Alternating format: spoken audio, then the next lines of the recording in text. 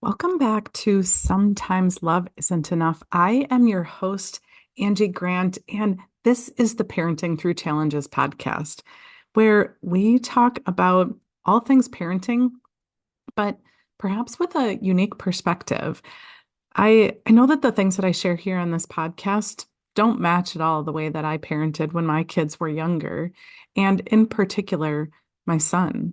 My son, who joined my family by my choice when we adopted him. And I made this promise to his mom that I was going to love him unconditionally and provide him a safe and loving home.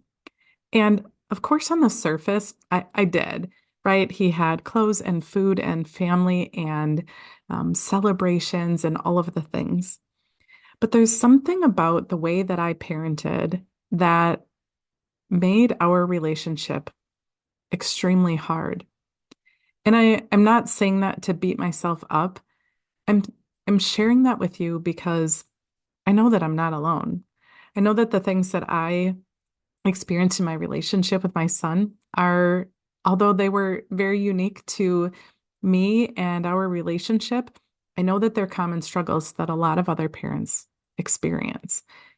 But it's something that we don't tend to talk about. We don't tend to talk about our experience as a parent. We tend to talk about our kids' behaviors. I know that's what I spewed many, many words about over campfires and dinners with friends and desperate phone calls in the middle of the day and even spilling my stories on coworkers were all about my son's behaviors. And not really. I mean, I reflected on my approach a lot. I asked a lot of questions from experts and dug in deep. So many trainings and certifications and books and oh my goodness, the amount of trainings that I took to try to understand. But I never really fully understood that it was who I was being. And who I was being was somebody who was living out my conditioned experience. So what do I mean by that? Well, as I've been sharing here with you on this podcast, we all have a unique energetic blueprint. And our purpose on this planet is to step fully into it. No matter whether or not we're doing this interpersonal work or we're living by default or somewhere in between, we're always living out our purpose.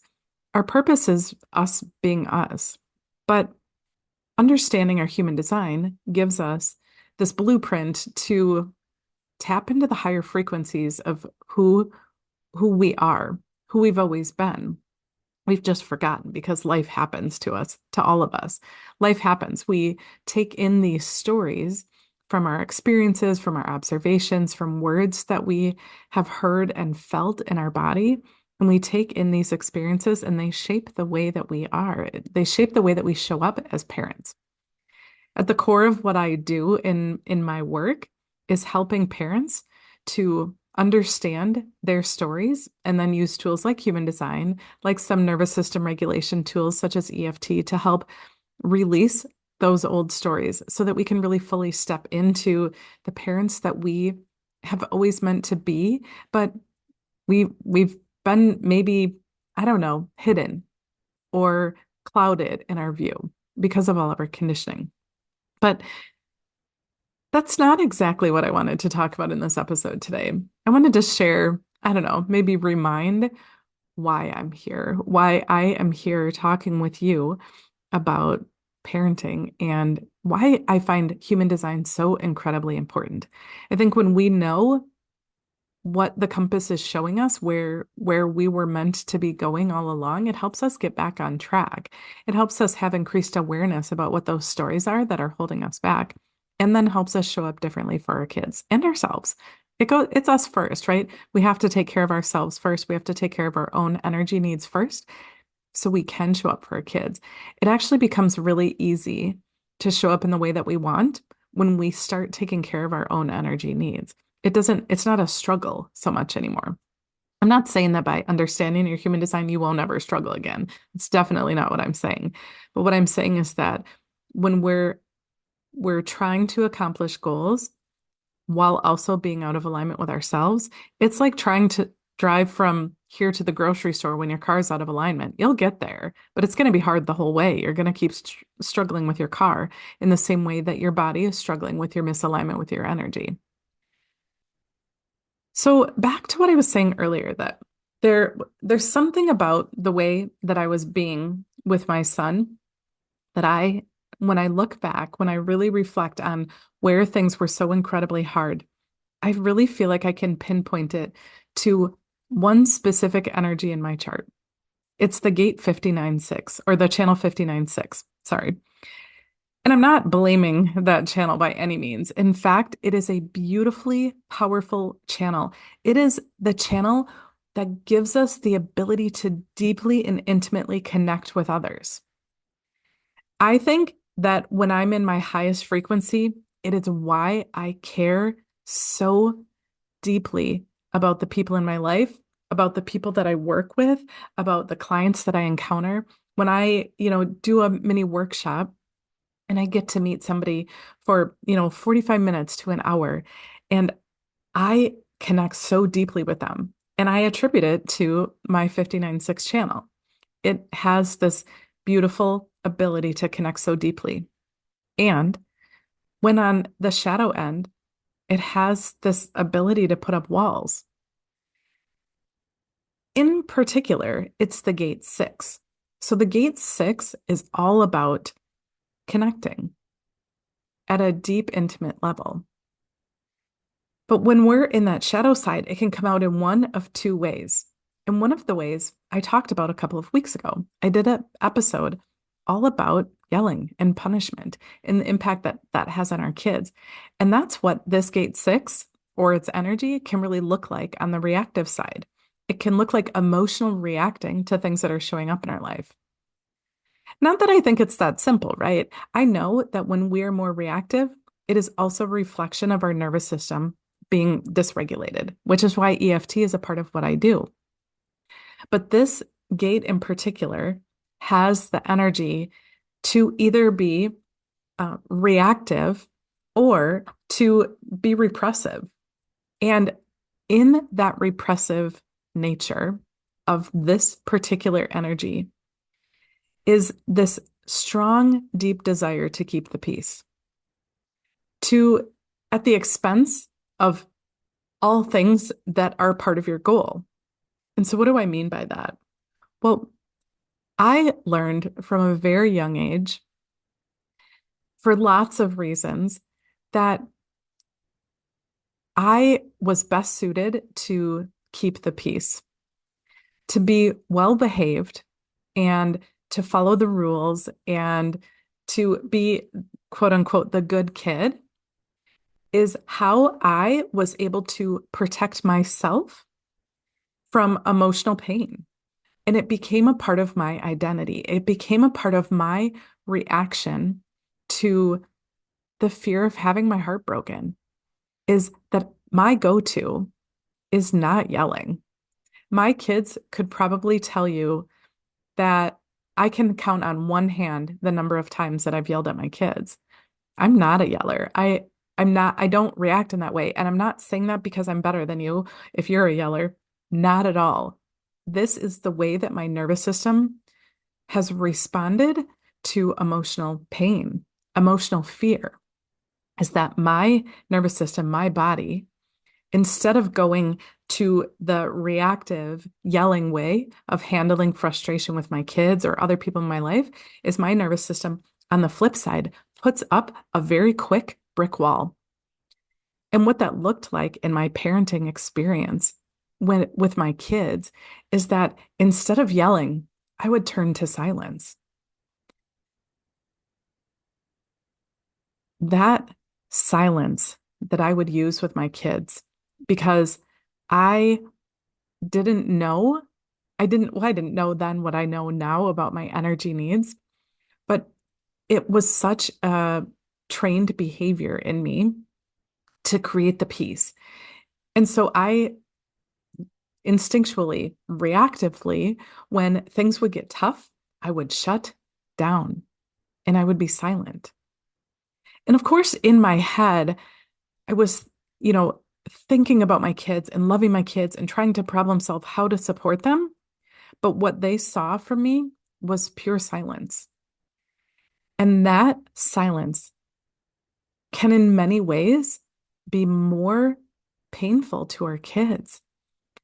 It can create this feeling in our kids that they're being rejected. It can create this story for our kids that they're not worthy of love unless they're behaving.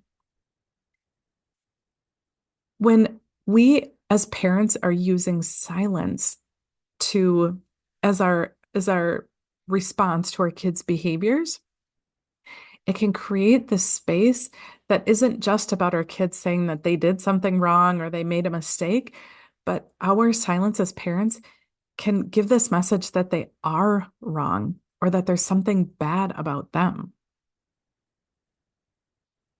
When this is our parenting approach and we don't have an awareness of it, it creates this space for our kids where they feel emotionally unsafe because we feel emotionally unsafe. It seemed when I look back to being a mom and being so incredibly overwhelmed, I was telling myself a story that I was keeping the peace at home. I was doing whatever I needed to do to not create more chaos. I knew that my son had a really tricky past, and I didn't want to add to that by yelling.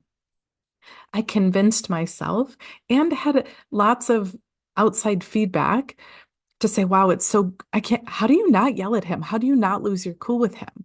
I almost took pride in my ability to use silence as a parenting strategy. And it wasn't an intentional strategy by any means, but it was my nervous system's way of keeping the peace. My nervous system was afraid of what if I engaged? What if I said words that caused him pain, caused him distress, created a harder situation for him? Meanwhile, the message I was giving him was perhaps you're not important enough for my words. And I'm not sharing this with you to beat yourself up if you are like me and silence is your go-to. I'm sharing this with you so that you can have an increased awareness about different ways to approach. Because I know that there are plenty of parents out there that shut down when things get hard with their kids or with their co-parent, right? With your partner, that many of us shut down. I think that there are a couple of reasons. I identified that gate 6 or the channel 59.6, I think is a huge part of this. I have two channels in my design, and this is one of them. This ability to maintain the peace at all costs, which can be such a gift when I'm using it well. And it is also my greatest area of challenge and struggle in my life is learning how to be emotionally vulnerable, how to put myself out there, how to use words to connect instead of using silence to cut out. Because I think, we think about this idea of fear, right?